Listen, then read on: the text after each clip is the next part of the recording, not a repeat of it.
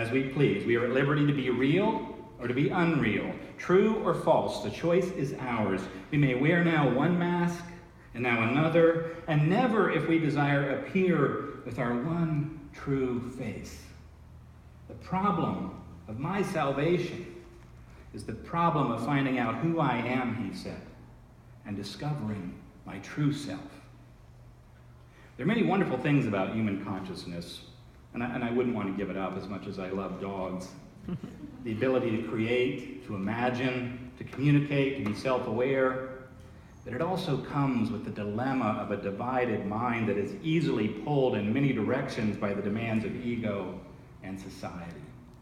I believe that what Jesus and Paul are talking about in the New Testament when they speak of the cross and of dying that we might live is, at least in part, the death of this false self, this divided self, and of learning to let go of our need to prove ourselves or affirm our value through the accumulation of all sorts of things which themselves have no real lasting value.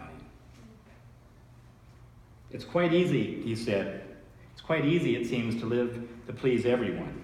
But in the long run, the cost and the sorrow come very high. The only true joy on earth is to escape from the prison of our own false self and to enter into communion with the life who dwells and sings within the essence of every creature and in the core of our own souls too. The only true joy on earth is to escape from the prison of our own false self and to enter into communion with the life who dwells and sings within the essence of every creature and in the core of our own souls too. This reminds me of other striking phrases about life and joy in the Bible. Jesus said the kingdom of heaven is like a treasure hidden in a field which someone found and hid. Then in his joy, he goes and sells all that he has because it's worthless compared to what's in that field. What good is it to gain the whole world and lose your soul, Jesus says. And in Hebrews it tells us, let us look to Jesus, the pioneer and perfecter of our faith, who for the sake of the joy that was set before him endured the cross. Very truly, I tell you, we heard it today, unless a grain of wheat falls into the earth and dies, it remains just a single grain. But if it dies, it bears abundant fruit, abundance. And then in Psalm 116, you show me the path of life, O God. In your presence there is fullness of joy. In your right hand are pleasures forevermore. That doesn't sound like self-abnegation. Pleasures forevermore. What's he talking about? The way of the cross isn't about guilt or self-condemnation. It's not about hating life or my life. It is about losing my false self in order to find my true self. Amen. It is about hating my life in bondage to ego in order to experience a new quality of life marked by unself-conscious freedom, abundance, and joy. I don't know about you, but I'm tired of being constantly driven by the petty needs of my ego for approval or by the oppressive standards of the world around me dictating what will give my life meaning. What would it look like to get free, I wonder? What would it look like to live a less ego-centered existence? Where have I seen this kind of guileless life detached from ego and social pressure?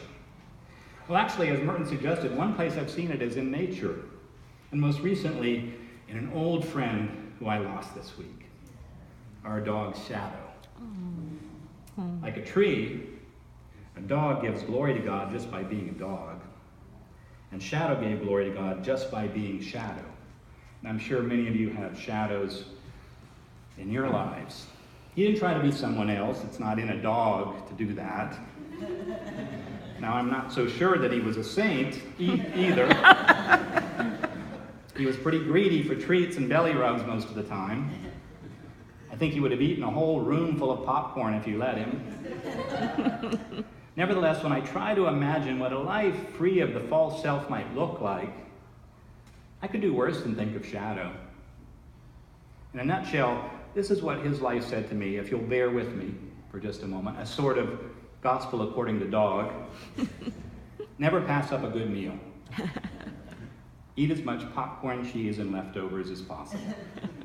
Stay close to your loved ones Soak up gatherings of friends. Always be welcoming. Enjoy warm fires and hot baths. Befriend everyone, even cats. Love to walk. Avoid skunks of all kinds. Be gentle. Listen intently. Have fun. Play frequently. Take time to smell the flowers and literally everything else.